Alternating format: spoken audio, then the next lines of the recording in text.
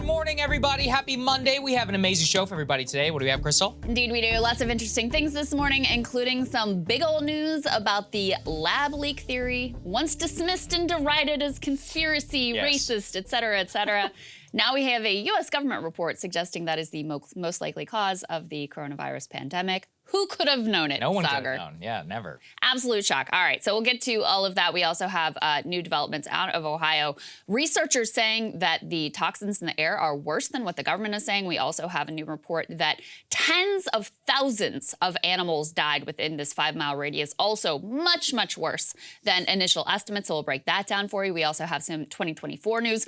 Shots fired at Ron DeSantis over Ukraine, which is increasingly becoming a critical divide in the Republican primary. So that is really interesting.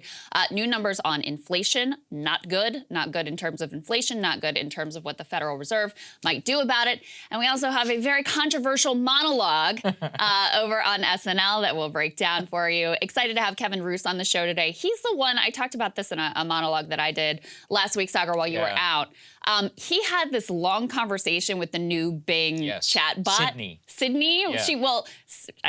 Renamed whatever, revealed to Kevin that this thing called itself Sydney internally, and then also professed its undying love to this journalist. So anyway, we'll talk to him. He's a tech reporter for the Times about what that interaction was like and what he thinks the future of this AI ultimately is. But we wanted to start with this big breaking news regarding lab leak. Yeah, and a news that should absolutely shock anyone except over at MSNBC. Let's put this up there on the screen. The lab leak, most likely origin of COVID-19 pandemic. The Energy Department now says. Now, why should we care what the Energy Department says? Well, what we found out from this piece, and actually some of us who've been tracking this for quite some time, is that the Energy Department is actually legally entrusted with overseeing safety procedures at a myriad of different labs across the United States. So their estimate of intelligence and how they would interpret it with respect to lab leak was actually quite important. And now they claim,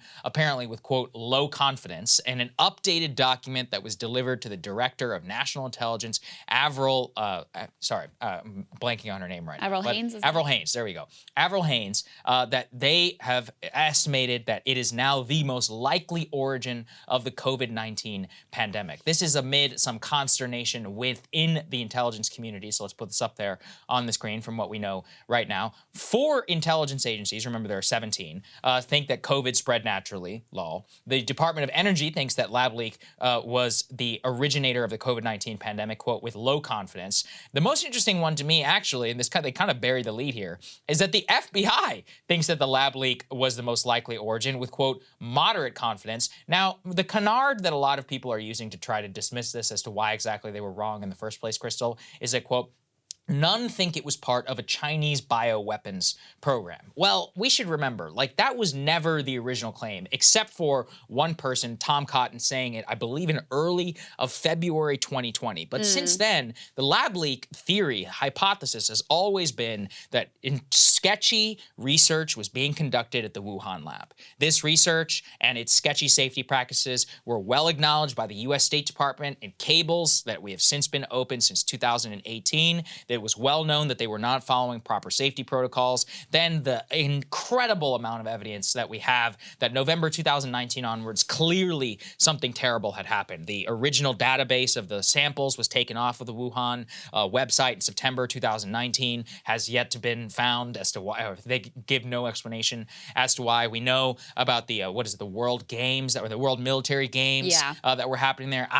People can go back and watch 2 years ago now at this point. All the open source searches that we found, a spike for coronavirus symptoms. The fact was also that, the original wet market theory and natural origin, well, the wet market happens to be a place where people shop who work at the lab. So, the original people who left the lab went out there and, of course, spread it to the population, at least, according to this theory. And then we also know that there were people who, at least one or two, up to three, this was back in 2021 that this report came out, that one of those people was known to have contracted it in November of 2019. So all the open source evidence in the world pointed to the lab leak hypothesis. And this has just been a dragging of the feet by the Biden administration. To June of 2021, President Biden said he directed the intelligence community to give him updated documents. And of course, we're only finding out about this because of a leak. Now, to be clear, this is not even really acknowledged publicly yet by the government. This is a classified assessment, a newly classified assessment. And to the extent that this has been happening at all, the reason why is not that they wanted to get to the bottom of it. It's because Republicans in Congress have made a huge stink about how they are going to subpoena all of these documents and do their own internal investigation, and the agencies themselves are getting ready to provide Congress those documents. So their hand was completely forced in even providing this new intelligence estimate. And look, it's not a shocker to anybody who's been following the evidence now for some time. And of course, the real meta takeaway from this is just the evidence has been pointing to this basically since day one. It was completely covered up by Dr. Fauci, by the EcoHealth Alliance, of which we'll talk about in a moment. And really, a lot of apparatchiks in the media who were afraid that, talking about this was racist. And of course, the worst part was that people were taken off of social media, including the Zero Hedge Twitter account. I believe it now has over 1 million followers, as well as numerous others in YouTube and elsewhere who were outright censored on social media platforms, including, this is just speculation, but we covered quite a bit of lab leak over the last 2 years. And we saw, significant ticks down sometimes in the weeks after, especially after, I think we were one of the first people to interview Brett Weinstein after Joe Rogan about the entire thing. I remember that caused a hell of a lot of consternation, with YouTube and our previous employer. So you can just go into thinking about what the pressures were on at the time not to cover this story. I mean, I think there's the reason this is still important, just to, back up for a second, is obviously because we don't want to have another pandemic. And it is a live question right now. Actually, the government is weighing whether or not they're going to sort of rein in this gain-of-function research, and if they're going to institute new safety protocols going forward. There were recommendations to do exactly that, but that is still a very live issue. It's still a live issue because freaking EcoHealth Alliance is still getting grants and funding to do similar research, so it's a live issue because of that.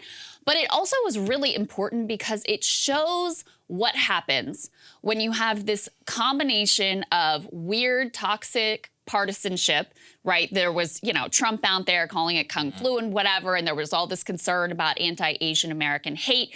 And so when Fauci and other leading scientists basically came down in lockstep and said, no, this is conspiracy, the lab leak is conspiracy, all signs point to a natural origin, well, their media lackeys just jumped right in line and followed suit, as did, the censors at various social media platforms. I think it's really important to remember at the very beginning how this cover-up started. There was a conference call with Fauci and a whole bunch of others where they were kind of going back and forth. All right, how do we think this started? And there was one scientist in particular who said, look, guys, the sequence here is almost identical. Like, you can see how they just inserted this furin cleavage site, and it looks just like previous research that's been done here. So from the beginning, on this call with Fauci, there was an understanding that, it's pretty likely that this was lab leak. Now, not that they were saying it was 100%, but it was like maybe 70-30, maybe 60-40. And that's the conversation that happens privately. Days after is when Peter Daszak, covering his ass, shepherds all of these other scientists into putting out this letter saying, no, it is a natural origin. That's what it is pointing to. And then after that, Fauci's able to go out in public and point to that letter and say, this is what scientists are saying. They're saying it's natural origin. It's basically conspiracy to suggest that it's lab leak and you're racist, et cetera, et cetera, et cetera. This is what major media organizations, the New York Times, I think probably was the worst in all of this. And any little bit of evidence that they got that it was natural origin and not lab leak, they would alert people. They would do big front page coverage. They were all in on this. So that's why this is such an important story still, because you can see the way that, reporters who hated Trump for all kinds of, legitimate reasons, the fact that he was suggesting it was lab leak, the fact that Republicans were suggesting it was lab leak, and then you had the scientific establishment, in order to protect their grant money, their funding, and cover up any potential involvement that they had in this type of research, they come down on the other side. And that's how you end up with us years later finally getting any glimpse of the reality of the facts and the evidence around what actually happened. If anyone wants to track what we're saying, I've been covering it now for literally, I think, 3 years now at this point. And what have we learned? Well, okay, we talk about the initial cover-up that you just did with the scientific community. Then we talk about Dr. Fauci using this cover-up of the scientific community. Something that we alleged for a long time is that Dr. Fauci illegally circumvented U.S. government regulations to fund gain-of-function research at the Wuhan lab. This was considered a conspiracy up until a year ago. And then, lo and behold, just a few months ago, put it up there on the screen, January of 2023, the NIH itself, a new report finds, did not follow its own safety protocols in properly tracking the EcoHealth Alliance while it was studying bat coronavirus research at the Wuhan Institute of Virology. The new findings vindicate exactly what we talked about, which is that gain-of-function research under the Obama administration was considered so dangerous and risky for the potential of a lab leak or some sort of other similar type event that the U.S. government was going to stop funding it. Then Dr. Fauci reverses these guidelines in 2017, greenlights $8 million in grants to the EcoHealth Alliance, which continues this virus study at the Wuhan Institute of Virology up until September of 2019 when all these things go black. And why does it matter us for right now? Put this up there, October of 2022. You can see, actually, that's my screenshot of the exact abstract, which is we are providing Fauci on his way out of the National Institute of Health, greenlit an additional grant to the EcoHealth Alliance, continuing to study bat viruses. I'm not exactly sure why. More bat coronavirus research, a $600,000 grant to EcoHealth Alliance, the same organization that funded the Wuhan lab. Now, also with Dr. Peter Daszak, why it matters, and I know much of this can sound as complicated as Watergate or Iraq WMD, but they are important because Peter Daszak was also a part of the initial investigatory group from the World Health Organization that initially determined that there was no lab leak and said it was natural origin, and has the famous interview on 60 Minutes where they said, well, are you just taking the Chinese word for it? And he said, well, what else can we do? I'm like, I don't know, maybe look at your own records. He has a vested monetary interest. And then, even bigger step, let's make sure that this never happens again. Well, what are we doing? Something Josh Rogan has pointed to is that the response from the scientific community, specifically headed by Fauci and the U.S. government, has the Global Virome Project to actually increase billions of dollars in gain-of-function research under the guise of let's never let that next pandemic happen again. Let's try and bioengineer these viruses so that we can create antidotes, cures, vaccines, or whatever in the future. When it seems now at this point, I mean, look, if you are still pumping the natural origin theory, there is almost no evidence to support that. Like, you have been unable to find how some bat miraculously flew 1,000 miles and ended up in the Wuhan lab. Even the Chinese don't even really stick by they don't stick by the wet market theory. They're like, oh, well, something was contaminated along the way, and just stop asking questions about this. All of these intel communities that still assess all of this are based on older intel. You have also the former CDC director under Donald Trump. Remember, he came out and said, I think it came from the Wuhan lab. He was also dismissed then at the point. And he was shut down of those original meetings when there was open conversation about how this was likely a lab leak and the efforts to make sure that they shepherded everybody out of that direction and towards the natural origin direction. I mean, it really is quite remarkable. And listen, even if you're still like, I don't know, it could be either one. Okay, fair enough. Is it plausible that this escaped from a lab? That's really all you need to know that this research is extremely dangerous. And we need to be asking really hard questions about whether this should continue, what sort of safety procedures should be in place. And by the way, like, we know what the risk was. What have we gotten out of it? I was listening to an old episode of Ryan's podcast, Intercepted. And they were talking, is that what it's called? Intercepted? Deconstructed, there you go. And they were talking about, like, okay, let's say it was the wet market. You have this Institute of Virology right there across the street. If it came from the wet market, you weren't able to stop that? Like, this is supposed to be your whole thing, right? So even if you're buying the natural origin thing, like, what are we getting for this research? It's supposed to be preventing pandemics. Well, it failed. It failed. At the best you can say is it failed. And most likely it actually started the pandemic. So that seems to me pretty strong evidence that we need to dramatically change what we are doing in terms of gain-of-function research. Yeah, you would think. And let's just not forget, Fauci is probably the #1 person implicated in all of this. He's going out as a hero, but maybe history won't be nearly as kind. Let's just not forget how he tried to play this down at the time. Let's take a listen. Everything about the stepwise evolution over time strongly indicates that this virus evolved in nature and then jumped species. Fauci added he does not believe another theory that the virus occurred naturally but was accidentally released into the public from a lab in China. Telling Nat Geo that means it was in the wild to begin with. That's why I don't get what they're talking about. Don't get what they're talking about. He had all the information he knew. Let's remember, January of 2020, he received an email saying that the virus is, quote, not consistent with evolutionary theory. That's what's come out of the Fauci files ever since then. And look, he remains complicit. He remains to say, like, look, it's possible. I never said that it couldn't have come from the lab. Yes, you did. We literally have the evidence right there. And look, the Republicans say that they will investigate, with the House committee. We'll see what they're even able to get their hands on. But at this point, even the coverage of this report, Krystal, it's silence, from most of the mainstream media. Yeah. It was covered, and I don't think it's a surprise, in the Wall Street Journal, the nominally conservative paper. You received a write-up in the New York Times where they went out of their way to say, well, many of the others still say it was natural origin, and this doesn't vindicate Trump's racist conspiracy theories. And as you said, look, we know clear as day, the Times, their former reporter, Donald McNeil, literally came out and said that while he was over there, he didn't cover the lab leak because he didn't consider it credible. And it was only months later when he realized he'd been lied to and manipulated by Dr. Fauci, the scientific community, and Peter Daszak. I mean, it goes so deep. It really is Iraq WMD level. And let's not forget, it's not just about what we do.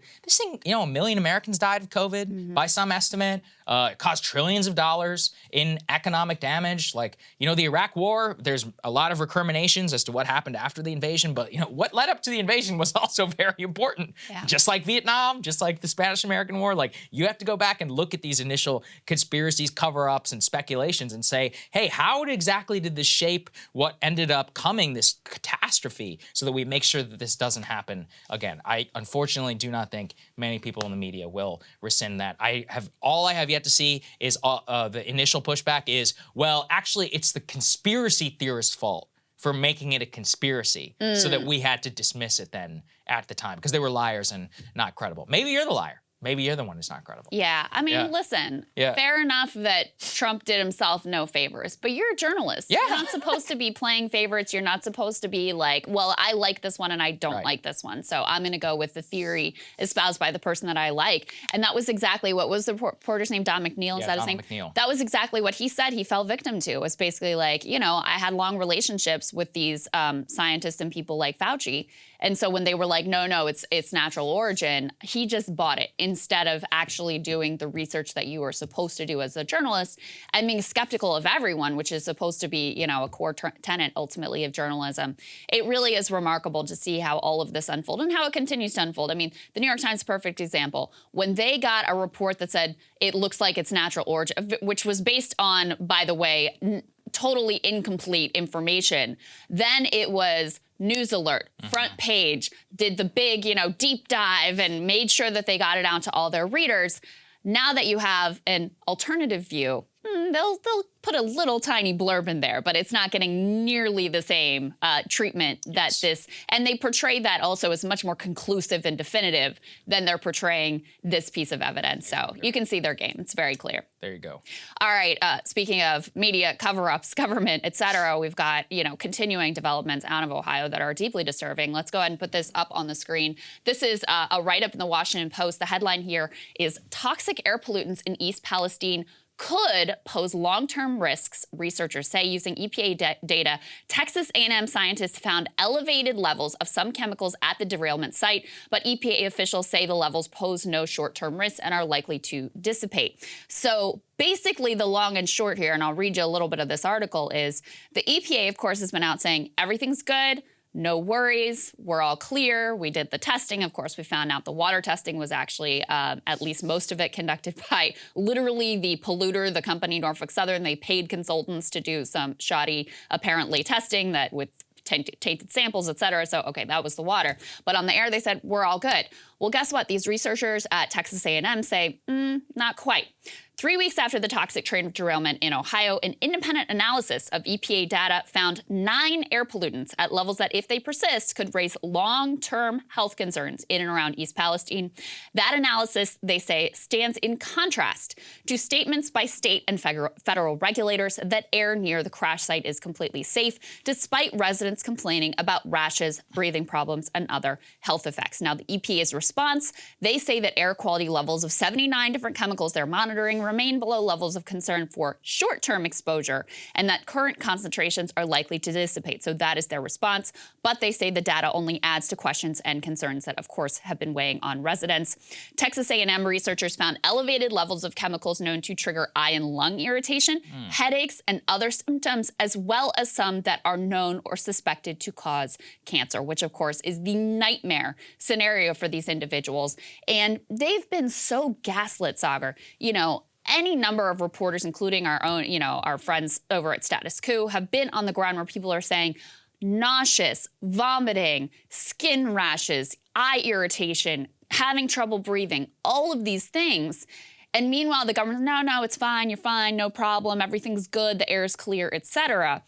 This gives you some inkling that they have been, at best, dramatically downplaying the impact of what is going on here. What I don't really get is they always include these caveats. Experts say it's not cause for immediate concern. It highlights uncertainties. Well, look, if it's uncertainty, what's the worst case? That people get cancer. What's the best case? People don't. Why would you bet on the best case scenario? Yeah. Why would you operate under that? And the continuing, I mean, the more that you read about it and you're thinking about many of these people talking about elevated of toxic chemicals in the air, in the water supply, and around the area now that we have no idea how long it will dissipate. They say, oh, it'll dissipate after some time. Well, when? Like, are we talking about years from now? Are we talking about months from now? Do they need relocation in the interim? Like, should they go home? Should they not go at home? And at this point, we really have no reason to believe anything that they say. They downplayed, what was it, the controlled release, the demolition that releases like the mushroom cloud. Right. They're like, oh, these animals that are dead, well, it's actually not that many of them. We know now that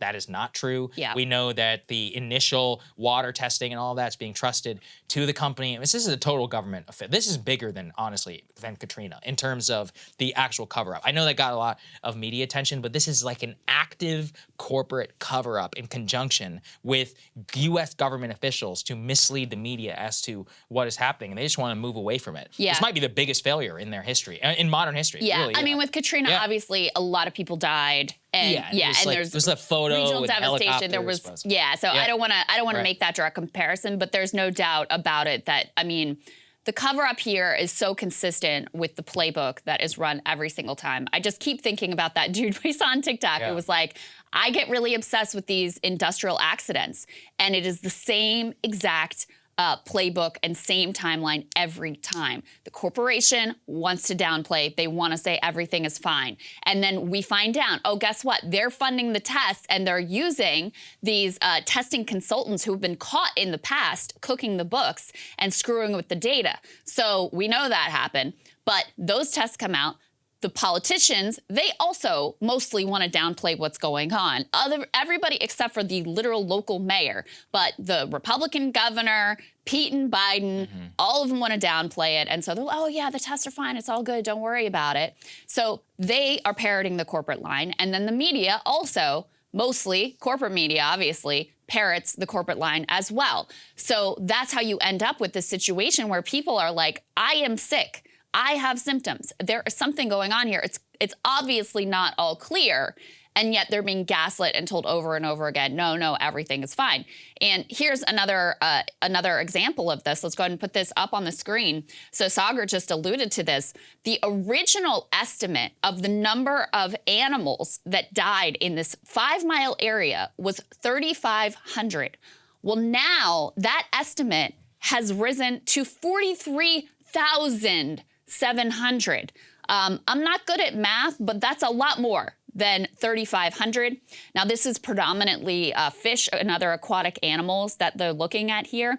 What they say is that when the Ohio Department of Natural Resources officials first responded, they were told it was too dangerous to actually get in the water and do a full analysis without having specialized gear. So they kind of worked with what they could, and that's how they came up with this this initial low estimate.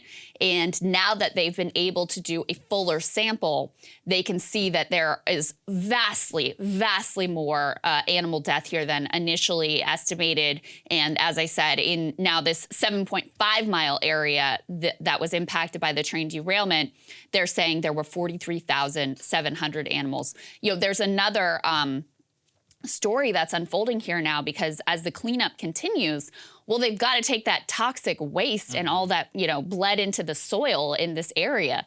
They have to do something with that. So they were initially transporting it to sites in Michigan and sites in Texas. And now the, you know, Democratic governor of Michigan and the Republican governor of Texas were like, hold the phone. What is going on here? We've got some major questions. So just this morning, I read that they've changed course, and now they are disposing of that waste in 2 sites in Ohio, one of which I happen to know because I used to live there, is actually literally in the same county. It's in Columbiana County, just 15 miles down the road. So they don't want to ship it, you know, to Michigan or Texas. They're going to keep it right here in this community and dispose of it in a site that's just 15 miles away. I have to think that people are not too happy about that either. I was going to say, well, what is the reasoning behind putting it in the same county, that it's already infected? There's a toxic, and this gets to like, I talk about this some in my monologue. This region has been so shit on for so many years. So there's a toxic waste incinerator in East Liverpool, Ohio, located, by the way, by a school. There was local opposition to this thing, but anyway, they put it in. So this is a region that, you know, totally devastated by deindustrialization, epidemic of opioid addiction and overdose, all of that, ground zero for that. So this is a place that has just been like used and abused for quite a while now. So no surprise that something like a toxic waste incinerator would be located in the same community. Geez, I mean, yeah, and it's very telling, I think, that nobody else wants the waste. You know, whenever these other states, especially one whose own researchers are like, this is full of toxicity and may have long-term health effects, are like, we don't want our hands on any of this. I don't even know what to say now at this point. And, you know, what we're about to talk about is that these people continue to just be left behind by the federal government, almost completely ignored, to the extent media is even covering it, dragged kicking and screaming because of intense public interest, but not a lot of scrutiny yet, at least on the company itself and on the government officials, not even close to the level of scrutiny on President Biden and on Secretary Buttigieg. Yeah, well, and really importantly, there was covered a Media Matters analysis of all the cable news coverage. And at that point, at least only 3% of all the segments that had been done on this talked about the political corruption that led up to this. And we now have indications from the NTSB report that has now come out. This was completely preventable. It was preventable with one thing that would have been incredibly beneficial is the modern braking system that David Sirota has been reporting on over at The Lever, that ultimately, you know, under the Obama administration, they tried to make this braking system widespread. Industry got involved and they really trimmed the sails of what the initial safety regs were going to be under the Obama administration. Then under the Trump administration, they roll that back even further. So that ends up being really crucial and really key, because there was, I think, a wheel bearing or something like that, axle, something like that, that was catching fire that we saw on the video, and that does end up turns out to be what the key problem was here. But they actually caught it before it derailed. They tried to stop the train, but because they have frickin' Civil War era braking system on this train, they're unable to stop it, and that's how you end up with the derailment. So political corruption that we've been talking about, that the media has largely ignored, ends up being the key story here. And to talk more about the politics, our President Biden, he was asked, go ahead and put this up on the screen, about whether or not he plans to visit Ohio. He says, no, we're doing all we can. That is a lie. They are not doing all they can. I mean, that's just demonstrably false. One thing they could be doing is giving these people Medicare for life, as they did in Libby, Montana. There's a provision in Obamacare that would allow them to do exactly that. They are not talking about doing that whatsoever, even as, you know, researchers are saying, hey, this could have long-term effects, and these are known carcinogens. So down the road, 10 years from now, when suddenly you've got a cancer cluster in this area, and everyone's denying, oh, it has nothing to do with this, it has nothing to do with this, the very least is you could have these people make sure that they have decent health care and are able to get the treatment that they deserve. You also have Pete continuing to cover himself in glory. He did ultimately, much belatedly, decide to actually go to Ohio under great pressure from Republicans, but also from some Democrats. Let's take a listen to a little bit of what he had to say. In retrospect, should you have come a little sooner?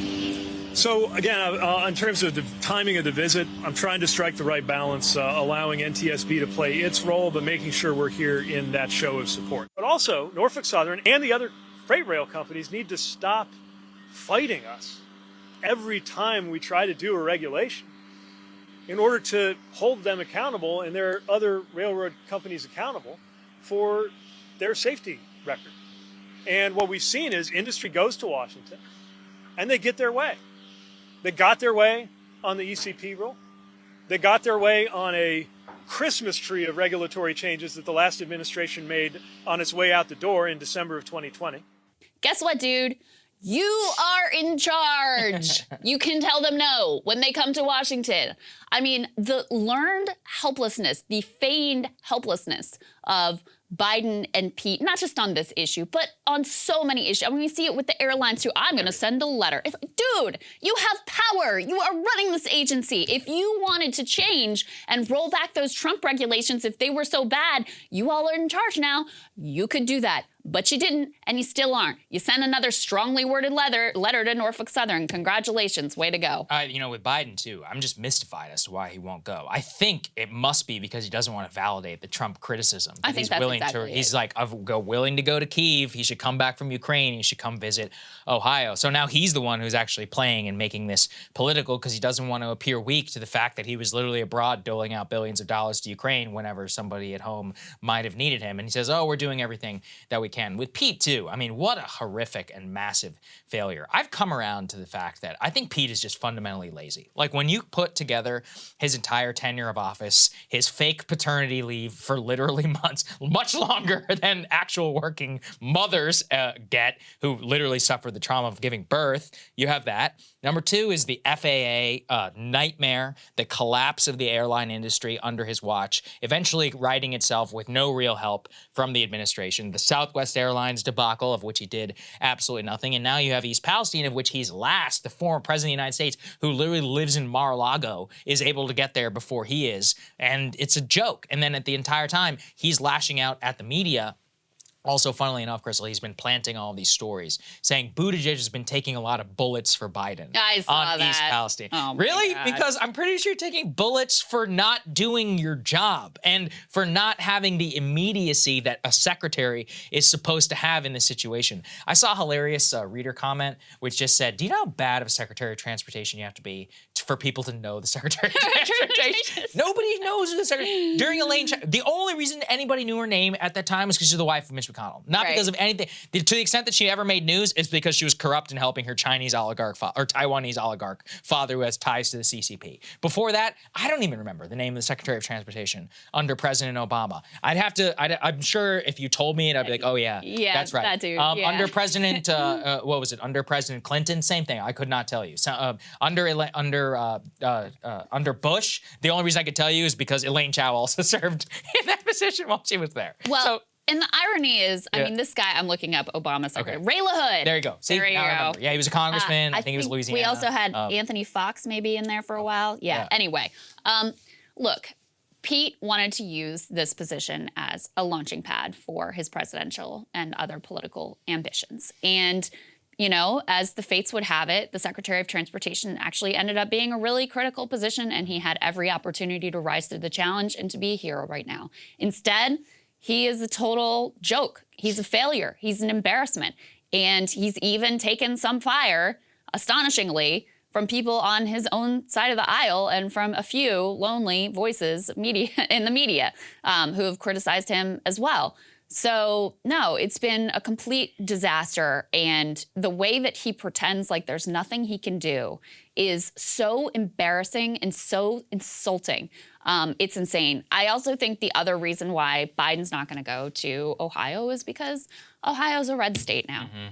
Not that long ago, Ohio was not a red state. In fact, when he was running for vice president on the Obama ticket, Ohio was not a red state. but they've given up on it, and so they don't really care that much. I mean, I think that's really the bottom line. They're more interested in, if this happened in Georgia, if it happened in Arizona, and one of the up-and-coming places, or one of the places like Michigan that they're still holding on to, maybe there would be a different response. But because it's Ohio and they've written off Ohio as unwinnable and full of quote-unquote deplorables, well, I guess we'll just send Pete 3 weeks later and have him flounder around and hope that everybody moves on. It shouldn't matter that it's a Trump plus 70 town. Of course. But, of course it does matter. And Trump, how do you think Ohio became red? Like, that's the question. How did Ohio, did he win it twice, I believe? Obama won it twice? No, Ohio, Obama won it. Did he win it the second time around? I'm pretty sure, yes, 100% he did. Because that was the famous Megyn Kelly, right. Remember when she was like, is this real math or math you do when you're a Republican to make yourself feel better? Yeah. Right, so Barack Obama won it twice. It was a battleground state, 2004 with Bush. There was a lot of, consternation about that. 2000, it was also a battleground state, had been for quite a long time. And then in a single political generation, which almost never happens, a state goes full red. How did that happen? Well, it's exactly because of stuff like this. I could bet you that all the people that are there, they will remember that Donald Trump came to the state of Ohio. And, I think that will resonate significantly, specifically amongst the white working class populations that Trump was able to swing so red all across the industrial Midwest, who are just like the towns of Liverpool, Ohio that you're talking about. This congressional district in 2016, I'm talking about this in my monologue, so I have the stats fresh in my head, swung 30 points to Donald Trump in 2016. It was the biggest swing in the entire country. Prior to this era, Democrats used to win this congressional district. Charlie Wilson, Ted Strickland. Yes. That was the member of Congress for this district. Wow. So it is recent history that this has swung so hard and so fast to the right. Ask yourself why. I'll save my rant on this for in my monologue, but this incident definitely reveals exactly why these populations have moved to the right. And because, bottom line is they feel abandoned by Democrats, and I can't really blame them when you look at all of this unfolding. Very true. All right, let's move on to 2024. Yes, so big announcement, big endorsement, guys. This one is a real game changer. Wait for it. Jeb Bush endorsing Ron DeSantis. Take a listen. Is this Ron DeSantis' opportunity to run for higher office? I think it is. He's been a really effective governor. He's young. I think we're on the verge of a generational change in our politics. I kind of hope so. I think it's time for a more forward-leaning, future-oriented conversation in our politics as well. Which has made him, should he choose to run for president, a serious contender in Republican politics. And who better to do it than someone who's been outside of Washington, who's governed effectively, who I think has shown that Florida could be a model for the future of our country. DeSantis has got to be like, he'd be like, why would I want that? He'd be like, she should call him up and be like, hey, man, shut your mouth. This is actually not helpful to me at all. That said, it illustrates the fundamental problem that he has, which is that the people who want him to win and to run the most are anti-Trump people in the Republican Party. But if he ever wants to win the Republican nomination, he would have to be a person who's able to unite the Trump side and the anti-Trump side. Worse, the anti-Trump side, as you can see there, has yet to coalesce around a single person. You have Nikki Haley in the race. You have Vivek Ramaswamy, who's now in the race. We'll see how he ends up in the polls. I'm actually curious to see if he's even able to make a dent. But you have Mike Pence here jockeying for the nomination. You have Mike Pompeo, John Bolton, all these other characters. Asa Hutchinson, they're considering throwing their hat in the ring. You know what? Especially, I think Mike Pence, given his standing, we shouldn't forget, he's the only one who has a real organic constituency in the Republican Party. It's evangelicals. Yeah. And also, though, Pence is still aligned with the old GOP. Pence has already come out and said, no, I think we should cut Medicare and Social Security. And Ukraine is now becoming a massive dividing line in the party. Vice President Mike Pence actually hit Ron DeSantis, not Trump, specifically DeSantis, whenever it came to his stance on Ukraine, questioning why President Biden was in Kyiv whenever he was needed here at home. Here's what Vice President Pence had to say. While some in my party have taken a somewhat different view, let me be clear. There can be no room in the leadership of the Republican Party for apologists for Putin. There can only be room for champions of freedom. And the reason we know that's a shot at Ron DeSantis and not at Trump, who has actually gone further than DeSantis in terms of his Ukraine comments, is because he made sure to say that Russia didn't try to seize territory during the Trump-Pence administration, and praised, Trump in other ways, basically was touting their record as opposed to what DeSantis has been saying on Ukraine. It's like this shows you, too, where the infighting of all of us is replicating the exact 2016 conditions, which if Marco Rubio had dropped out of the race or John Kasich much earlier in the cycle, then, Ted Cruz would have had a shot. I wouldn't say he would have won, but he might have come much closer to winning the nomination. But these people are all such narcissists that they're like, no, it's my turn, it's my turn, it's my turn, that they're splitting up the anti-Trump vote, cannibalizing themselves, and not a single one has yet to criticize Donald Trump. Mike Pence cannot say anything bad about Trump. Vivek Ramaswamy was asked on Sean Hannity. He said, I consider President Trump a friend. And I'm like, okay, maybe. Nikki Haley, I'm not kicking sideways. I'm kicking forward because she's always kicking. At a certain point, you have to run against this man because trying to cannibalize each other's anti-Trump votes, of which is barely even exists as a lane for one individual, let alone 5 individuals, good luck. And also, you have to say this. On Ukraine, DeSantis and Trump are clearly the ones who are on the right side of this with the Republican base. Like, the number of people who are like rah-rah, NAFO, pro-Ukraine is under 50% in the Republican Party. So if you're fighting for those scraps, I mean, good luck. I thought it was significant that DeSantis adopted the same posture as Trump. Because there you have, 75% right now of the 2 Republicans that are polling at the very top in terms of support, who are both adopting the same line on Ukraine. That's it. That's an ideological victory. You can clean up. Absolutely. And there's new reporting that this isn't really surprising given the way that Ron DeSantis positioned himself when he was in Congress, but this is a new evolution for him. Andrew Kaczynski over at CNN tracked down his previous statements on the situation in Ukraine. The headline here is Ron DeSantis wanted to send weapons to Ukraine when he was a congressman. As a presidential hopeful, he questions U.S. involvement. And basically, when he was in Congress, it was like the Obama era. And this was his critique of Obama, was that he wasn't being hawkish enough. He wasn't doing enough to arm Ukraine. And so he said, a lot in that direction at that time. Here's one quote from the article. They say, once an advocate of a hardline hawkish approach to Russia by supporting Ukraine, the Florida governor shifted course this week in anticipation of a potential presidential run, questioning whether it was the U.S.'s interest to be involved in what he called things like the borderlands or over Crimea. He added that Russia was not the same threat to our country, even though they're hostile, and downplayed the threats that Russia could invade NATO countries. However, at the time, he described himself as a follower of the Reagan School of Foreign Policy. He said some things like, I'm an old, unreconstructed, Cold War kind of a guy, basically. He said they viewed guys like me who are more of the Reagan school that's tough on Russia as kind of throwbacks to the Cold War. They criticized Mitt Romney in 2012. Now, all of a sudden, because they're using it against Trump, they're so concerned about Russia. He also talked about, he was critical of Obama refusing to provide, quote, lethal aid to Ukraine. They were trying to do a reset. The Democrats lauded that. So in any case, you can see that he can read the political writing on the wall and is definitely trying to shift his position from the way he positioned himself during the Obama era. One of the things that surprised everybody in DeSantis, look, I remember DeSantis as a congressman. He was remarkable in literally no way whatsoever. He was a replacement level Tea Party guy. Nobody here thought about him at all. Then he ran for governor and people were laughing at him because they didn't think he was going to win. At the time, he was like 35 points down. He ended up finagling a Trump endorsement. He ends up barely squeaking by in 2000. I don't think people remember this.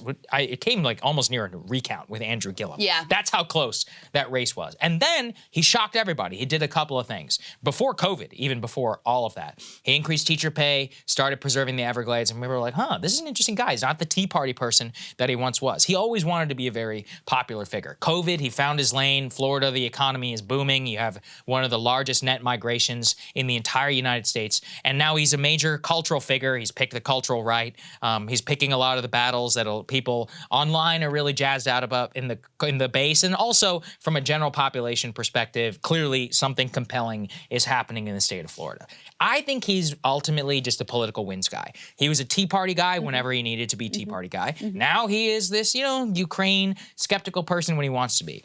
Now, for those who are worried about that, that's not the worst thing in the world. Somebody who's willing to change their minds, who's not ideological, is in many cases, as you can see here, at least in my opinion, much better of a political ally than somebody like Pence, who is doctrinaire, an actual Reagan Republican in his mind. At the same time, if the winds blow the other way, that's clearly where he would go. I think of it as more politically significant that he did end up here on Ukraine, and that at this point, if it is Trump or DeSantis, I'm not going to say you're going to get the same policy, but the same rhetoric and valence is now there. And clearly that ideological victory has been won on the Republican nominee side, as even though there are all these GOP congressmen and all those who are beating the war drum in Ukraine, there, at least rhetorically, it's not there. Policy-wise, I still have no idea who he would pick or who would work for him. So anyway, I think it's very significant. Well, we also have to say that what we saw with Trump and what we've seen with all kinds of political candidates is what you say on the campaign trail may end up being very different from what you do when you're governing and you've got the generals telling you this and you've got the donor class telling you that, and there's a lot of pressures that come to bear on you, and the voice of the people that originally elected you becomes smaller and smaller and smaller apparently. But I do think that the fundamental issue for Ron DeSantis right now, who has a genuine base of support. He's not like a Jeb. He's not, I don't want to diminish him like that. He definitely has really captured the imagination of some subset of the Republican primary caucus. But, if they're all afraid to go after Trump, and they're not afraid to take shots at Ron DeSantis, clearly, you are back in this 2016 dynamic where they're all jockeying to be number 2, but guess what? Number 2 doesn't matter. Number 1 matters. And if you don't have a plan to get past Trump, he's not going to magically just disappear or disintegrate. If you're waiting for this guy to just self-immolate and go away, dream on. I mean, I guess, it's theoretically possible, but you better have a plan to actually win. Here's the latest polling that we've got. This is from Fox News. And, again, these polls have been all over the map, so just keep that in mind. But right now we've got Trump at 43, DeSantis 28, Nikki Haley with her little announcement bounce getting up to 7%, tied now with Mike Pence at 7%. And then you've got a bunch of, other contenders at 2% and 1%. So that's basically what the race looks like right now. And, we showed you last week some signs that Trump has actually gone up in the polls a bit, strengthened his hand a bit over the past number of weeks. And I just continue to believe that the time when he was weakest was right after the midterms. Midterms feel like a long time ago. All of the freshness of this was a referendum on Trump and this didn't go well and DeSantis did really well on Florida. It's kind of fading into ancient history already. Yeah, look, I mean, the polls, they're all over the map. At the same time, all but one, I believe, I think 99% of them have Trump at the top. So that means something. What else do they show us? Mike Pence has the most static number across these I've ever seen. He's almost always at 7 to 11%. Yeah. It's 7 to 11. So exactly, that's about, the hard right evangelicals. That's about what they compromise of the Republican base. Okay, that makes sense. And the rest of it is just totally up for grabs between Haley, Abbott, Cheney, Kristi Noem, Mike Pompeo, Tim Scott, Glenn Youngkin, Chris Christie, Larry Hogan, all these people. But all of them still don't even add up to anything close to what DeSantis or Trump has to. And, Pence is not wrong. The greatest threat to him is not Donald Trump. It's Ron DeSantis. Nikki Haley, the greatest threat to her is Ron DeSantis or a Mike Pence. It's the anti-Trump, Trump skeptical vote of which they are going to be. So they're really going to be vicious in trying to tear each other apart. And then all that does is benefit Trump, who's sitting pretty all the way up at the top with a near outright majority in many of these polls. It's a bad situation for many of them. Yeah. Indeed. Okay, so let's talk about the Democratic side now. We've got not former president, not yet anyway, current president Joe Biden getting asked about the classified document situation. You have the whole Trump situation, very critical of that. And then lo and behold, he has some classified documents at his residence and also at his, think tank as well. Let's take a listen to how he responded to that. When you hear about boxes in your garage or in your old office, you called the Trump discovery irresponsible. Is there something irresponsible here, though, too? You're a good lawyer, but you're trying to make a comparison. There's degrees of irresponsibility they can be significant degrees of responsibility. The way in which the boxes were packed up from my office, apparently not everything was gone through as meticulously as it should have. Okay, so what does that mean? So not meticulously as it should have, and there are degrees of irresponsibility. My problem with this is that he's still not taking responsibility for the fact that he is the person who it falls on. I mean, do you think Donald Trump personally packed those documents and put them in his office, or did he direct someone to? It's just like what you did. You directed someone to pack them and take them. And from what we know about what was inside of his files, they were in his private office. They were intermingled with his son's funeral plans. Clearly, there was no like plan that was made here. They were locked inside of his garage as if that somehow made it better because that's where he keeps his Corvette, which we know that Hunter had access to and used to drive. And look, I don't particularly care about all these particulars. I'm just showing you that, if anything, it's just as insecure as Mar-a-Lago. The crime in substance is basically the same on its merits. Now, the cover-up is a little bit different. Yeah. By all measures, he did, flag it or whatever. But at the same time, you hid this from the American people. He had 6 weeks before the election where he could have told everybody and they would have made it public, and they didn't do it. I mean, I just think all of this is a wash at this point. Yeah, I agree. And that's the thing is like, they really had Trump dead to rights on this one with the documents and the amount of them and the cover-up and everything. Like, this was the most clear-cut potential indictment, and now it's just a wash. And politically, it's just a wash as well. Especially when then you had like Mike Pence that turns out has classified documents too, and the American people are like, all right, forget it, let's move on. So it is embarrassing that he's still unable to take any sort of accountability, that he's trying to, parse these things that I don't think are obvious to most people, that this is like a dramatically different situation than the situation with Trump down at Mar-a-Lago.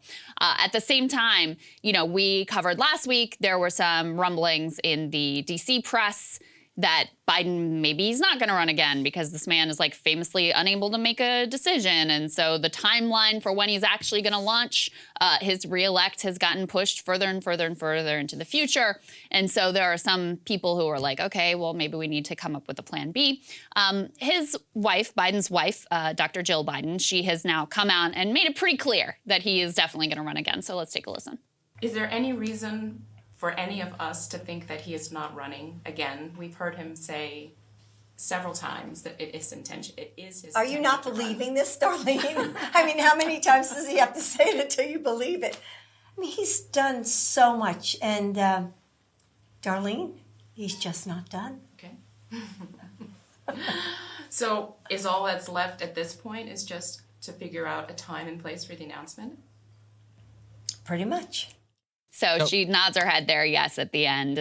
She's asked, is all that's left to figure out a time and date and announcement? She nods her head, yes. That's what we always thought. Yeah, it's what we thought. Yeah. But then at the same time, stuff is floating around. He is her most personal. How many times do you have to say, it's like, well, also, why aren't you running yet? It's already February. Like, it's not like this isn't the best time, and you do want to stake it out clearly that there is no lane. I mean, the word is not going out enough in the right way, because you had that Politico piece, which we covered just yesterday, where people in official Washington are preparing themselves for the possibility he may not run. So I don't think it's nearly as much of a given as she's saying, even though they seem to want to have their cake and eat it too. They don't want to actively run for president again, or all the rigors of what a campaign and standing that up would look like, and do all the the fundraising. And then they also want to crowd out everybody else from the race. It's like, no, you have to pick one, and it's time. I mean, I agree. I agree. Convinced he's going to run, because they still have, the Democratic Party still has this issue of, okay, maybe we have an overwhelming majority of the public and even a majority of Democrats who were like, we don't want you to run. We would rather have someone else.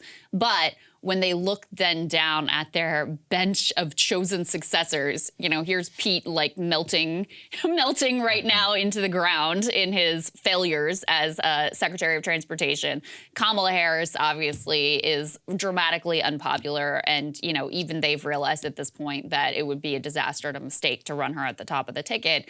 So it's kind of like, I guess we're gonna go with Biden again. So that's what it looks like to me. In terms of the timeline slipping, but this is just the way he operates. He can't commit to things. It takes him a long time. He's a micromanager, but he's indecisive.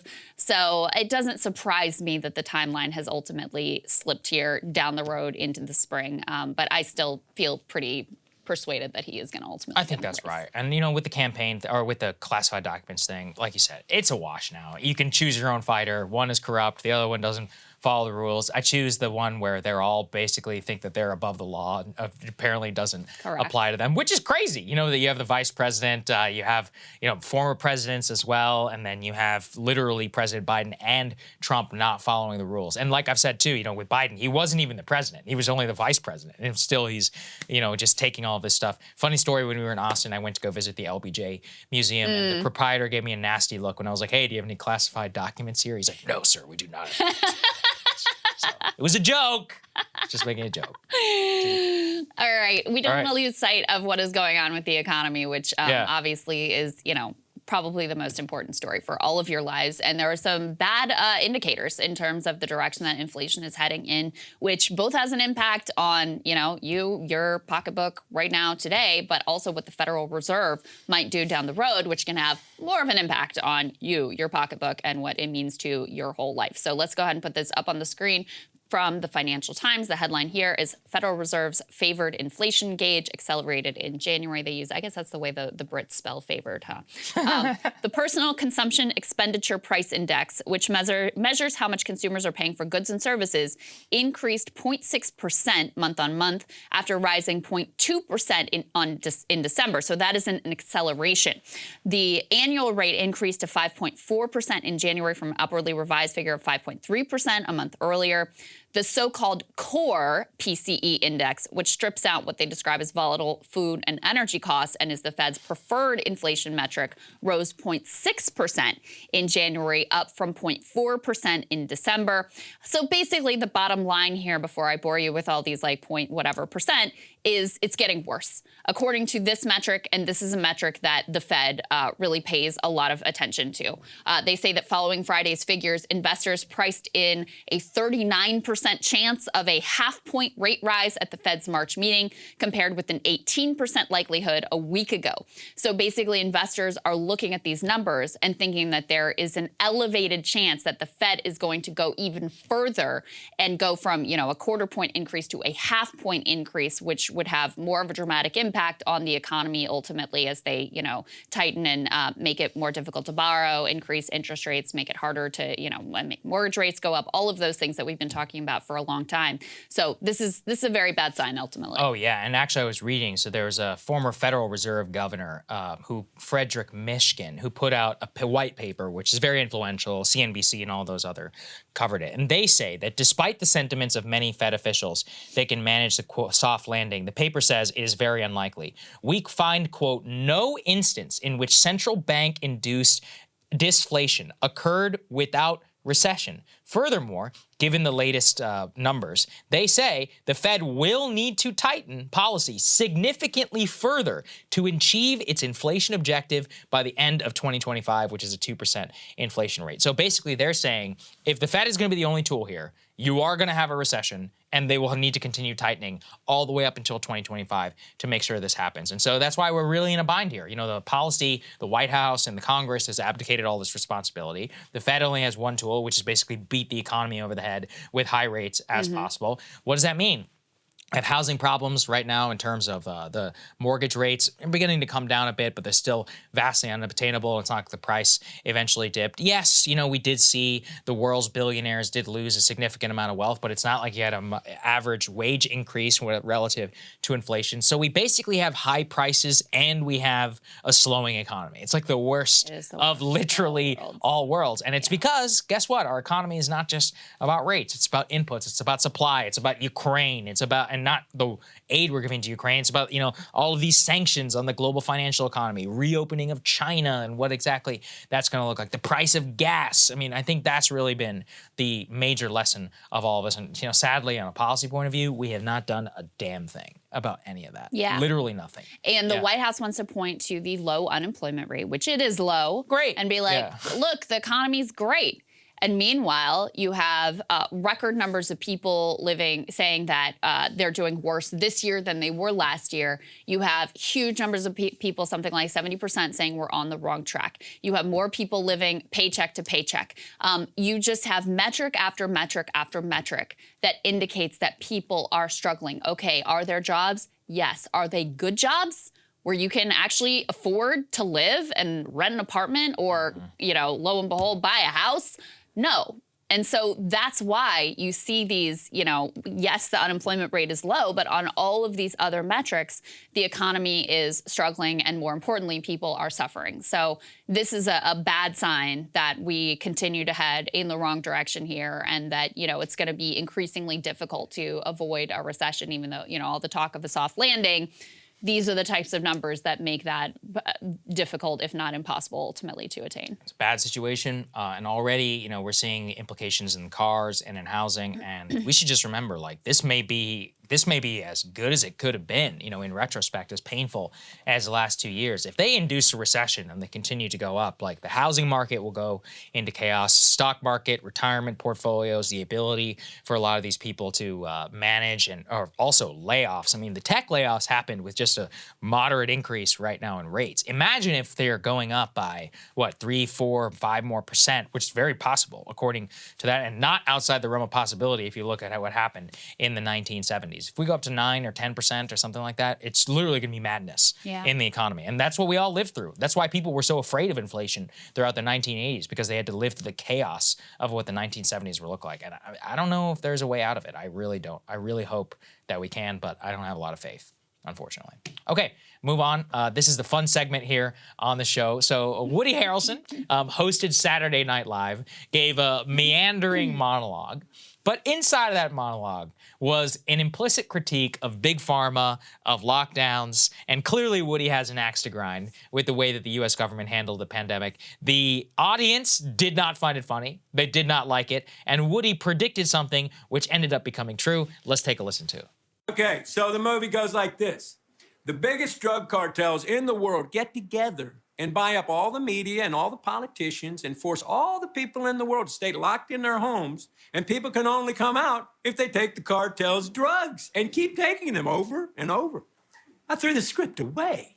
I mean, who's gonna believe that crazy idea? Who's gonna believe that crazy idea? Except it actually literally did happen, and we have a tremendous amount of evidence. And more so, as people pointed out when he talked about the media, let's put this up there on the screen. Immediately, he was branded an anti-vax conspiracy theorist. Rolling Stone, Woody Harrelson spreads anti-vax conspiracy. Daily Beast, Woody Harrelson spews anti-vax conspiracy. Huffington Post, Woody Harrelson rambles about weed anti-vax conspiracy. And then Variety, Woody Harrelson's SNL monologue makes COVID conspiracy jokes. So 3 out of the 4 calling him an anti-vax conspiracy theorist. I don't think he was necessarily spreading anything anti-vaccine. And if anything... It's a joke. Oh my God. First of all, it's a joke.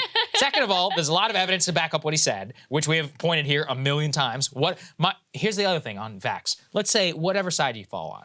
What do we learn from the Twitter files? That the pharma companies tried, and in some cases were successful, in deplatforming people who were advocating for generic vaccine technology. Yeah. That is literally true, what he said. Now, do you want to say that he was wrong for saying that they bought the media? Well, as Rogan and many other, John Abramson, who's out on our show, what is it, some 90% of television advertising news comes from pharma?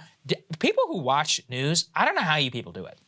The other day, I think I was watching the Super Bowl or something, so I signed up for one of those free trials so I can watch live TV. I'm like, how many of these ads for irritable bowel syndrome can somebody sit there? I can't even fathom it, that this is all that's on television. Yeah. Ask your doctor, ask your doctor, ask your doctor. My favorite is the thread of Brits who every once in a while tune into US TV, and they're like, why are there so many pharmaceutical drug ads on television? So none of what he said was wrong. And actually what he said was only vindicated in the response. And as our producer Griffin was saying, he said, just the audience, the total lack of silence. That's a small room too. So it actually took guts for Woody to do. I mean, here's my thing. Okay, I listened to the whole monologue, and whoever there described as like rambling about weed, like that was like 95% of the monologue, okay? It was all over. It was like I was in a park and I was doing this and I was smoking weed, whatever. Okay, so it goes on like this. And then this is like this one line in the monologue. And if you listen to it in its entirety, I mean, it just feels, they make it sound like he is just out there like vaccines don't work and they're, you know, and just going on and on about this in a serious way, when I'm reluctant to even engage with like nitpicking the substance of the joke and, oh, did they technically buy the media? Did they technically have this conspiracy? Because it's a joke. And that's the thing that drives me crazy about it, is that there's just such an overreaction to anything that would suggest there was anything nefarious about Big Pharma or about the way that this all ultimately unfolded. You know, I heard Woody was talking on Club Random on Bill Maher's podcast, and he said things that I don't agree with. I mean, he was like still sort of like touting ivermectin, which has been debunked and whatever. But he talked about how the pharmaceutical companies at bottom are out for profit, and that's just an undeniable fact. And it led me to think something that I have thought many times in the past, which is it's not an accident that you have so much anti-vaccine conspiracy, vaccine hesitancy, skepticism, all of these things in the American context, because people here are not stupid and they know that the profit motive is driving everything. In other countries where you have universal health care and profit isn't the end-all be-all of the healthcare system, guess what? They had better vaccine take-up rates. They had less like outright conspiracy out there. So, you know, there's a root cause here that has led a lot of people to be very mistrusting of what the government and what Big Pharma ultimately has to say on this issue and any other range of issues. Yeah, here's what he had to say, quote, "The last people I would trust with my health are Big Pharma and big government, because neither one of those strike me as caring entities. They're all about profit, and it's insane the profit that they have made." I mean, yeah, look, you can't say that the man is wrong. And just at this point, you know, I don't understand how anybody can still be litigating COVID literally 3 years later. So the joke, it's like, let it pass. Why do we care? Even if you're anti-vax at this point, who cares? You know, it's like at this point, anybody who's going to get vaccines is going to get the vaccine. It's just all about labeling. And who's not is not. Who's the good one, who's the bad one, who's okay and acceptable, who's not, you know? Just leave it alone. You know, that's another one of those where with the media, like, I don't even know why they particularly care or why the audience felt so uncomfortable. But I do, because it's bipartisan blinders and all of them put on. But Woody's always been an odd bird. And we were talking about this morning. You know, he's always spoken out about government and all that. So it's actually very fitting for his character. So anyway, good for him. I thought he did a good job. Krystal, what are you taking a look at? Well, we have a new contender for worst possible reaction to the catastrophic train derailment in Ohio, which spewed God knows what into the atmosphere and waterways, causing God knows what kind of long-term damage. The odious Joy Behar knew exactly who to blame for this toxic catastrophe sparked by years of political corruption and corporate greed: the residents of the town themselves. Why? Well, because they were part of the deplorable group who voted for Donald Trump. Take a listen. I don't know why they would ever vote for him, for somebody who, by the way, he placed someone with deep ties to the chemical industry in charge of the EPA's Chemical Safety Office. That's who you voted for in that district, Donald Trump. You can actually hear the View audience gasp and boo because they are so shocked. She would take this opportunity to scold these suffering Americans for their political choices. But you know what? I'm actually kind of glad she said it. I'm glad she revealed the ugly core of this type of snide liberalism. After all, her sentiment, it's not a new one. I saw it expressed on Twitter. I saw it hinted at by the analysts who dismissed the positive reception to Trump's visit because this was, quote, Trump country. And we all heard it when Hillary Clinton dismissed Republican voters as deplorable, and when even in defeat, she bragged about winning the places that were optimistic and looking forward versus places, presumably like East Palestine, which were, in her words, looking backwards. Now, this type of political analysis, to the extent it can be dignified as such, assumes that the politics of people and regions are set in stone, immovable, irreversible.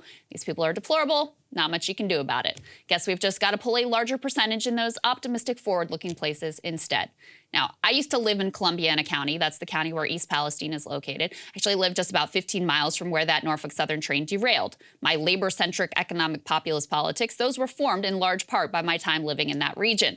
So I know a little bit about the story of this area and how exactly it became, quote-unquote, Trump country. And that evolution was happening in real time right as I was living there. Decades ago, most of the plates and dishes in the world were actually manufactured in potteries in and around Columbiana County. The town I lived in is called East Liverpool. It was the epicenter of this industry. But nearly all of those jobs went overseas to places like China. Before it was Trump country, this was also steel country, where people could graduate high school and get a tough but stable union job which afforded benefits and a solid middle-class life. Well, that, of course, has all been destroyed, too. In recent years, Columbiana County has been hit hard by the opioid epidemic and by deaths of despair. As tax revenue dwindled, the roads and downtowns crumbled, telling a visual story of decline and of abandonment. Now, Columbiana County used to vote for Democrats. Michael Dukakis, who famously lost in a landslide nationwide. He actually won Columbiana County in 1988. And then Bill Clinton won it twice by comfortable margins in both 92 and 96. However, in a sign of the coming political realignment, Ross Perot actually outperformed in Columbiana County, running on a populist platform against NAFTA and the giant sucking sound of jobs being shipped out of regions exactly like this one.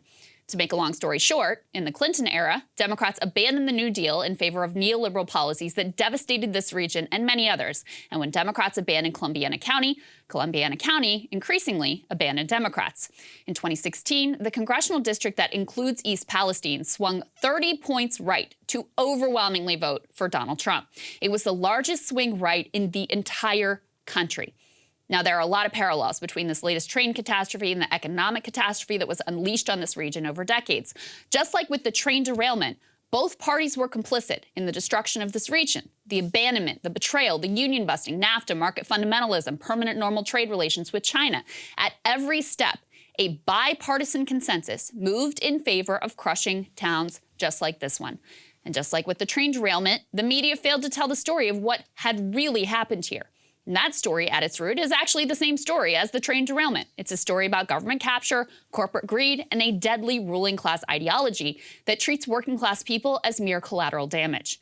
In their political response, Democrats mostly just chose to ignore these places altogether, except for when it came to election time, choosing to focus instead on their upwardly mobile, creative class workers. Republicans filled in the gap with culture war, same as they did with the train derailment. The Republican narrative said that the problem for this region wasn't bad trade deals that rewarded their donors and destroyed lives. It was immigrants and it was godless liberals. The problem that led to the train derailment wasn't industry capture and corporate greed. It was wokeism and token diversity initiatives. But a narrative beats no narrative every single time. You only need to look at the response of Trump versus the response of Biden and Pete to this tragedy to understand why. Now, again, Trump and Biden, both complicit in this problem. Both are lying about the root causes. But Trump showed up, and he didn't gaslight residents when it came to the pain that they were suffering. Meanwhile, Biden was in Ukraine, and Pete was feigning helplessness and handing easy grist for the rights culture war arguments by talking about construction crews with too many white men. Then, Democratic media allies sweep in, like the New York Times, to smear anyone questioning the official government narrative as a right-wing conspiracy theorist, and Joy Behar to scold residents and imply that they brought the disaster on themselves. The best response, I think, came not from any politician, but from Erin Brockovich. She offered practical advice from her years as an activist, and she validated their genuine concerns. She told residents, quote, "I feel your angst. I feel your frustration. You are not alone. Every community I've gone to has been given the runaround. You'll be told that it's fine, that you're safe, but it's not fine. I've never seen anything like this in 30 years. She walked them through a PowerPoint with everything they knew about the accident, including Norfolk Southern's disgraceful history of putting profits over people. She brought with her mothers from Flint, Michigan, who had organized in the wake of the mass poisoning of that city, bringing working class people together in solidarity rather than dividing them up by race or by political preference. In hopeful sign, seems like this approach landed and like people are seeing through some of this bullshit. As one attendee told The Guardian, quote, "I'm trying to be an active citizen to stand in solidarity with the people here and show my disgust at Trump and Biden, who both had a chance to give us proper safety regulations and instead chose corporate profits." East Palestine deserves better than scolding, better than gaslighting, fake divisive narratives, which are all either party has bothered to offer them. And we sure as hell all deserve better than Joy Behar. Thought her comment was pretty revealing here. Again, I'm sort of glad she said it out loud because you saw a lot of rumblings of this ultimately. Yeah. But yeah, listen, I mean, you asked earlier, why isn't Biden going to Ohio? This is part of them. Part of why. Because Democrats, listen, they've moved on from this region. They think they could never win them again. When you just look back at the recent past and it's like, no, actually, people were open to voting for you. You just sold them out. And you don't even bother to show up and pretend like you care anymore. So what do you think they're going to do ultimately? I think it's really disgusting. And I think it's because it's also, victim blaming at its worst. You're like, it's Trump's fault and you voted for him. It's like, well, first of all, let's say that you think that. Do you think that that is a proper way of convincing people that they're wrong? How many people are you going to win over that way? Why don't you, or you could say what you said. You're like, hey, it's a bipartisan problem. He approved it. He didn't do anything about it. It goes all the way back. It's a corporate problem. And then if Trump comes here and he says that it was all Biden's fault, people will be like, well, well, it's not exactly true. I appreciate you for showing up. Maybe this is something that you could do when you leave, but that's not what the nuance and much of the coverage on all of the shows, and that's what gets lost. And then it comes down to, well, he showed up, he didn't, so I'm just going to vote for this person. That's really what zero-sum politics is all about, and a lot of it just comes down to disdain, I think, and that's the saddest part, is the disdain, the hatred, you have for people. Like, look, no matter what, and unfortunately with Trump, it's also probably true, right? Like, let's say this happened in Los Angeles. Like, you think he was going to show up in Los Angeles? Like, probably not, and that's the worst part. Yeah. That actually is. Yeah, that is very true. And yeah, and the media lets them all get away with it because the story of the destruction of this region didn't fit a cool and easy, cute and easy partisan narrative because everybody was complicit, and also the media didn't really care about these regions. They were bought into the story and the ideology as well. And then it's the same thing with the train derailment, because it starts with Obama and it goes through Trump, and then Biden is now, it's in his hands, and also didn't bother to listen to the rail workers who were trying to warn him about the safety issues that they were facing in potential horrific accidents like this. Since it doesn't just make for it easy, like Trump is bad or Biden is bad, well, they don't tell the story properly either. And that's how it makes it easy for people to just, show up, and that's all it takes, even though, arguably Trump's role in this was in some ways the worst. He's the one that rolled back the most regulations. But since no one in the press is telling that story really, he's able to come in, he's able to hand down his water and get the credit, when there is a deeper issue here which has infected both parties that needs to be exposed and dealt with. Yeah, I think that's right. All right, Saagar, what are you looking at? Well, something we keep a close eye on here is the crisis of young men in the U.S. It's probably one of the most charged topics that we discuss, inevitably draws quite a bit of few toxic people in the discourse on all sides. But my biggest problem with the state of mainstream discourse is conflating toxicity with the idea that we don't have a serious problem. A stunning trove of new data from the Pew Research Group highlights just how big of a problem we have, one that soon could reach a total point of no return. The first is the rate of single young men versus single young women. 63% of young men today between the ages of 18 to 29 report being single. That is compared to 34% of young women. I guess in a vacuum, you could say, who cares, and let people do what they want. And I actually agree with that. The problem, though, is that what people want is downstream of a lot of societal inputs that we do have a say over. For example, the reason that math doesn't work out is very simple. Most of those younger women who aren't single are dating older men. Why? Well, they report stability of older men who are able to provide for them financially. Ergo, it's not necessarily that women want to date older men, it's that economically, younger men simply aren't able to attain the baseline necessary for women to want to partner with them. This isn't exactly popular to say, but it is now unambiguously true. The wage gap that Lehman feminists insisted was the biggest problem in our society in the 2010s, that's basically dead. For those between the ages of 34 and below, the wage gap stands at some $43 per week. We have now reached effective wage parity. Actually, in many U.S. cities, young women actually out-earn young men. In the most upwardly mobile cities, places like Los Angeles, New York City, young women earn 102% of young men earn. And even in these places where they don't earn more, they earn roughly the same as much as their young male counterparts in the workforce. Why might this be? Well, it's a trend pointing towards women out-earning men as time passes. It all goes back to college. Women now outnumber men in the U.S. college-educated workforce. Again, why is this bad? Well, because higher wage jobs in our society are structured around having a bachelor's degree. A gender imbalance in graduates means a gender imbalance in wages, and in a decade, we are actually going to have the opposite wage gap in the United States. Wages, as we can see now, are directly tied to the dating market, where we have two pernicious things at play. Number one, wages aside, many college-educated women simply do not want to date someone who doesn't have a college degree. This sounds pretentious and snooty, but you can somewhat sympathize. College is a good proxy for whether you share the same social values, type of media you enjoy, city life, shared experience you can relate to. Number two, college is also a good proxy for whether you make decent money. So many women simply aren't culturally or economically interested in working class men.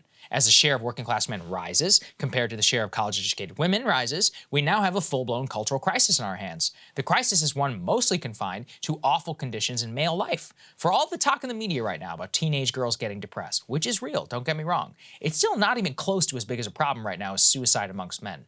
Right now, young men commit suicide at 4 times Yes, 4 times the rate of younger women. Males make up nearly 80% of all suicides in the entire United States. How is that not the blaring headline across all outlets? But this actually underscores the issue. Nobody wants to talk about this because I think it validates toxic manosphere commentators. They would rather ignore it completely or deny that it's even a problem. Perhaps the most troubling part of the new data isn't just the rise in single men, but it's a growing nihilism that single men have towards relationships. The number of single American men who said that they are, quote, much less likely to be interested in starting any relationship of any kind increased a full 11% after the pandemic. It now stands at nearly 2/3 of all men. We are effectively in a vicious feedback loop. Societal factors say it's not a problem. Technology anesthetizes your brain better than ever before. Economically, you likely don't have a chance in hell at buying a house or vastly outpacing any female in the workplace based on your average wages. Why bother? Just do drugs, play games. To the extent that many men are even, quote, trying to date, many report that just means signing up for online dating and then not taking it all that seriously. Unsurprisingly, these attitudes are not all that attractive to women. Hence, they are bumping up the age bracket that they will consider to even date. The antisocial behavior doesn't just pertain to dating. It's all aspects of male life. The most recent survey of American life found that, quote, men appear to have suffered a far steeper decline than women. 30 years ago, a majority of men, 55%, reported having at least 6 close friends. Today, that number has been cut in half. Slightly more than 1 in 4 men have 6 or more close friends today. 15% of men have no close friends at all, a 5-fold increase since 1990. 500% in the number of men who say they have 0 close friendships. Women, on the other hand, see a slight decline in large numbers of friends, not even close to the same increase in complete friendlessness. Once again, it's a uniquely male phenomenon. People with fewer friends report, unsurprisingly, being much more lonely, often find themselves relying on their parents in very tough moments, as opposed to a generation ago they would have called friends. You can't just blame technology because it's not happening to women as much. The spike, the increase everything, points to men. I don't know how you fix it. I have no earthly idea. But like with the book of Boys and Men by Richard Reeves, you have to acknowledge that we have a problem. You have to ruminate it, you have to debate it, you have to have everyone propose something, and then eventually you throw everything you can at it, because if we don't, I think the one thing that anyone can even remotely, who's historically literate, can say is that hell hath no fury like a bunch of single men with no prospects in society. So anyway, I thought this data was crazy fascinating. Yeah. The imbalance is honestly totally out of control at 60 and 30. And then, I mean, the wage gap thing. When are you ever going to hear about that? You know, from a lot of these people who were indoctrinated in 2010s. I'm not saying the wage gap wasn't a problem in 2010, but actually it's a victory. You fixed it. It's over.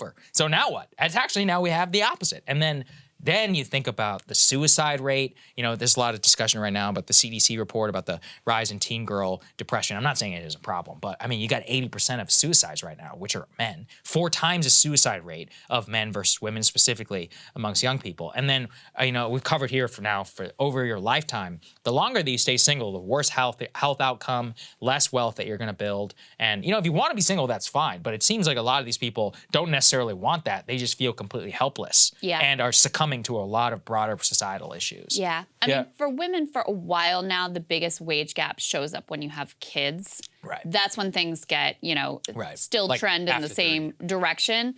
But your core point is 100% correct. And I think that, you know, for men, there's something very fundamental about being able to be a provider, being able to, you know, earn and, you know, provide a decent life and be able to have the house and being a, you know, not that doesn't have to be the sole breadwinner, but being a breadwinner. I think that is really core. Now, part of this is culture and societal expectations, et cetera, but I actually think it goes deeper than that. And so to me, the answers are, you know, really about rebuilding like middle-class wages and jobs where people can be able to afford healthcare and education and housing, with the housing being a really important one. I mean, to me, that seems like a really clear answer here is, as you've had 40 years now of stagnating wages and you've had unions decimated and it's harder and harder to have that stable middle class life. That's where you see all of these indicators just fall off a cliff. I mean, when there's a recession, men kill themselves more than women. A lot of men, because this is a core to your identity, to your very being of like being a man and seeing yourself as someone who is worthy. So to me, that's, I don't want to say it's 100% of what's going on, but I think that's a key piece of what's going on. Oh, definitely. In the book behind me, Freedom from Fear, they talk about during the Great Depression, the suicide rate amongst men who refused to go for public assistance was sky high. Many people were literally on the verge of starvation and were willing to kill themselves before they went to the government to ask for food. That was like a lot of American men at the time. And it also caused a huge problem because, you leave without the breadwinner, and then you have a whole crisis of, children who are left alone with the mom, and then they have to figure out the systems for themselves. And, that's the point, which is that culturally we have a problem, but a lot of it is economic. And I think that's what I always like to say. I'm like, people are like, oh, it's about God. A lot of Christians are like, this is about godlessness and all that. Maybe, and that part I'm not going to try and fix or do anything about. But how much of it is economic? To me, it actually seems like a hell of a lot. And a lot of people don't want to talk about that because it comes down to the question of like, okay, well, what about college? How should we change it? What about wages and why we should focus on it, not only just for economic prosperity's sake, but, in general. And then also, like, what does this do to people all the way down the line? And when you have a bunch of single men who are unhappy and who feel like they can't get ahead, that's not a good situation, as we have found out a million times historically. So anyway, I think we continue just talking, pointing it out. I know that a lot of people just find acknowledging it to be very helpful to all of them. Yeah, absolutely. All right, we got a great guest standing by, Kevin Roose. Let's get to it. So we've been following closely here ChatGPT and OpenAI's new partnership with Microsoft, and now ChatGPT AI being incorporated into Bing. And I told you last week about there were a number of journalists who had some pretty wild interactions with the Chatbot feature on Microsoft Bing. And the first one, at least that came to my attention, is our next guest. Let's go ahead and bring up Kevin Roose. He's a tech reporter for the New York Times. And he wrote the following story. Go ahead and put this up on the screen, guys. It's about his interaction with this chatbot. He says, a conversation with Bing's chatbot left me deeply unsettled. Kevin, thanks for being with us. Great to have you. Good to see you, man. Thanks for having me. Great to see you. Yeah. Just give people a little bit of the lay of the land here of what this thing is and how you got it to kind of go off the rails. So this is Bing. This is the search engine that everyone has been mocking for like the last 15 years, which recently, just in the last few weeks, got a big upgrade where OpenAI, the company that made ChatGPT, sort of partnered with Microsoft to build AI technology into Bing that is actually, they said, more advanced than ChatGPT. So all the things that ChatGPT can do, Bing can or could have do them better. And so I just spent a long time chatting with Bing, this search part of Bing, about all kinds of things. I was trying to sort of test its limits to see what it would do and not do. And it was pretty wild. Like, not only is it more powerful than ChatGPT, but it seemed to have way fewer guardrails. So I was able to get it to admit that it had destructive fantasies like stealing nuclear codes and spreading propaganda and hacking into people's bank accounts. And then for about the last half of our 2-hour conversation, it declared that it loved me and that I should leave my wife and be with Bing's alter ego, Sydney, instead. So it was a very strange day in my household. I bet it was strange. But something that you referenced is, I've been rethinking about this too, Kevin. Remember, and you linked to this, the Google engineer who had claimed that the Google AI was sentient. A lot of us, I think we covered it, but it was mostly like laughed off the scene. Has this made you rethink some of the initial coverage of that incident? Like maybe he was having similar conversations with the AI chatbot Lambda that was Google's own technology, and it just highlights, like, what does sentient mean? I mean, to what extent is the interaction with this going to cause like mass societal problem if it's rolled out with no guardrails? Totally. I mean, I certainly have more sympathy for Blake Lemoine, the Google engineer who was fired after claiming that their large language model had become sentient, because it was a very unsettling and bizarre experience. And I'm a tech reporter. Like, I cover this stuff.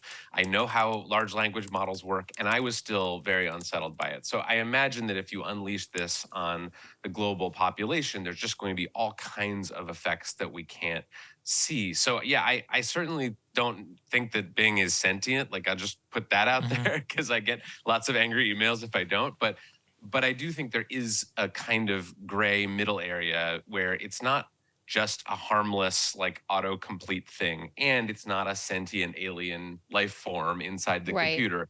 it's like this new third thing that we don't really have vocabulary for yet. Absolutely. Yeah, so some of the pushback I saw to your conversation and conversations other journalists had with this chatbot, which, by the way, and you mentioned this too, is I think Microsoft has now, based on your experience and the experience of others, kind of reined in and made less likely to go off the rails, limiting the number of interactions you can have with the chatbot as one example.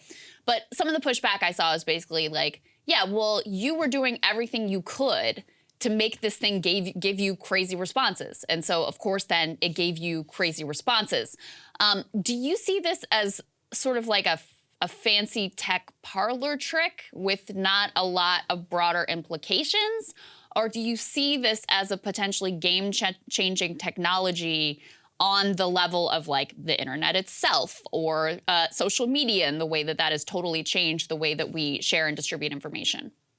Oh, I don't think this is a parlor trick at all. In fact, this kind of technology, these large language models, are going to be everywhere in the next few years. And they're going to be doing all kinds of things, not just creeping out reporters and trying to break up their marriages, but actually doing people's jobs, replacing labor.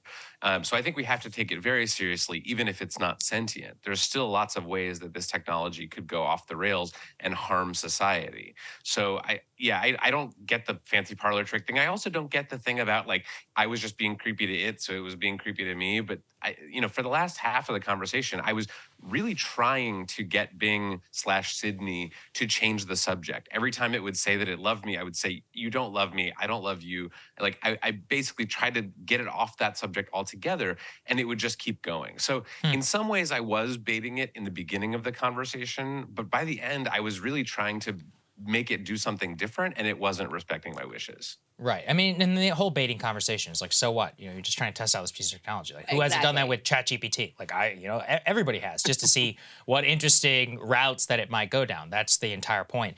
Something I'm fascinated too is what you were talking about with replacing jobs and business. So fundamentally, we've all laughed at Bing, but with the new technology and the partnership with OpenAI, this could, people are saying revolutionize like search industry. Google certainly is taking it very seriously as the #1 in search. Let's say a couple of years down the line, what could this look like as an actual business product? Like how might we interface with Bing and then the Google competitor and all of that in terms of our search experience on the internet? Oh, I think it could be radically different in our search experience. I also think it could be different in our jobs. I mean, we don't have a lot of advanced AI in our jobs right now, but in fast forward a few years, you can imagine this doing lots of the white collar knowledge work that our friends and sources and relatives all do. That could be all being done by AI, and I think that's a large possibility. Not that all of these jobs will vanish overnight, but that it will start creeping in where, an AI language model is doing, a quarter of your job. And then the next year it's up to half. And then the next year it's maybe doing 75% of your job. And then all of a sudden you're not necessary anymore. So I do think that's a legitimate scenario. And I think it's actually going to happen the opposite way that a lot of people thought that automation and AI were going to take the blue collar jobs first, like manufacturing and trucking and warehouse packers. But it's actually like it's coming for the white collar knowledge jobs first. And I think that's something that we really haven't reckoned with. Smart. What type of jobs do you think are protected from this type of technology? Like if you were, I've got kids, like if pushing them in a certain direction in a certain field that's going to be sort of like automation proof, where human beings are still going to be needed, what sort of advice would you give? Yeah, well, I wrote a whole book about it. It's called Future Proof. It's right on the shelf behind me. And it's all about these kinds of jobs that I feel like are protected. But basically, you can divide them into a couple categories. One is the jobs that AI won't do because it's not able to do. It sort of can't do. And that's, I think, a lot of jobs involving manual skills, manipulating physical objects, plumbers, electricians, that kind of thing. I think those are relatively safe. I also think jobs that involve a lot of surprises and chaos are very protected from AI because AI really likes regularity, which is why it's like good at chess. But if you asked an AI to like teach a kindergarten class, it would fail miserably. So those jobs I think are kind of safe. And then jobs like the ones that, the three of us are doing right now, jobs that involve sort of taking complex subjects, trying to communicate them in a way that makes them understandable. I think that we'll have a lot of AI help in doing our jobs, but I don't know that the actual job of the commentator or the columnist or the broadcaster will go away. Now, what about news, though, as a whole? Because one thing that occurred to me, specifically with incorporating ChatGPT into Bing search, is, a lot of the news business is dependent on, obviously, ad revenue, people clicking through to a website and either, signing up to get past the paywall and, paying for that, or being served ads.